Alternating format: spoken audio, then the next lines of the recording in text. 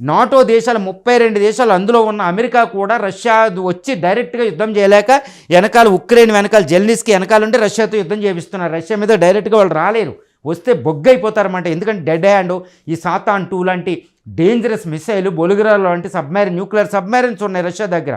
అది ఒక పెద్ద 6000 అణుబాంబులు ఉన్నాయి. దాంతో ప్రత్యక్ష యుద్ధానిక ఇంపాసిబుల్. కాబట్టి దీన్ని వెనకాల ఉండి యుద్ధం చేశారు. ఇప్పుడు పుతిన్ వాళ్ళకి పెద్ద షాక్ అనమాట. బాబు పుతిన్ నువ్వు యుద్ధాన్ని ఆపని ట్రంప్ అడుగుతున్నాడు. Trump is imploring, is requesting, earnestly requesting this Trump to stop the war. Please దయచేసి సీజ్ ఫైర్ చేసుకో, ఉక్రెయిన్ మీద యుద్ధం అని నాటో దేశాలు అమెరికా అధ్యక్షుడు అడుగుతున్నాడు. నిన్న అలస్కాలో చూడండి ఎలా అడుగుతున్నాడు, ఆయన ముఖం ఎలా ఉందో. ఎందుకు అడుగుతున్నాడు అంటే రష్యాతో వాళ్ళు యుద్ధం చేయలేరు కాబట్టి. కానీ రష్యాకు డబ్బులు ఇవ్వాలి, ఈ డబ్బులు ఈ భాగంగా భూభాగం ఇచ్చేస్తారు. ఉక్రెయిన్లో ముక్క తీసి వాళ్ళే ఇస్తున్నారు. అంటే ఏంటండి, ఉక్రెయిన్ 2 ముక్కలు చేసి ఉక్రెయిన్లో భూభాగాన్ని రష్యాకి ఇచ్చి బాబు యుద్ధం మానని అడుగుతున్నారు అంటే అర్థం ఏంటి? ఇది అర్థం.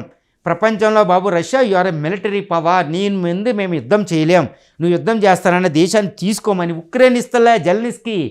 ట్రంప్ అమెరికా సూపర్ పవర్ అయిన అమెరికా పుతిన్కి గిఫ్ట్ ఇస్తుంది రష్యాలో ఉక్రెయిన్ యుద్ధాన్ని ఆపించుకోవడానికి.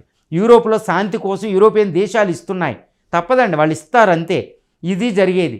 జెలెన్స్కీ ఇది ఇవ్వడం వల్ల జెలెన్స్కీ పరువు పోతుంది.